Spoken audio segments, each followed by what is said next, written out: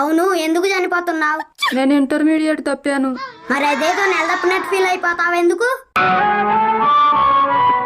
Of course పెళ్లికి ముందు నెలదప్పిన వాళ్ళే ఇంత బాధపడటం లేదు. మరి నువ్వెందుకమ్మా ఇంతలా ఫీల్ అవుతున్నావు? పరీక్షల్లో ఫెయిల్ అయితే అందరూ ఎగతాళి చేస్తారు. అంతకన్నా చనిపోవడమే మేలు. అవునా?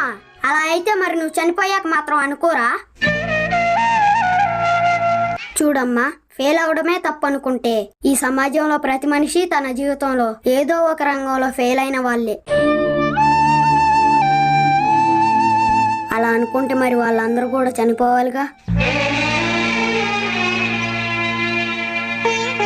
అందరూ ఎగతాళి చేస్తారన్నావే, నిజమే.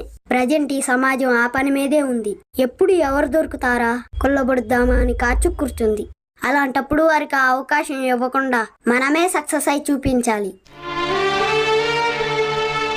నువ్వు ఫెయిల్ అయినప్పుడు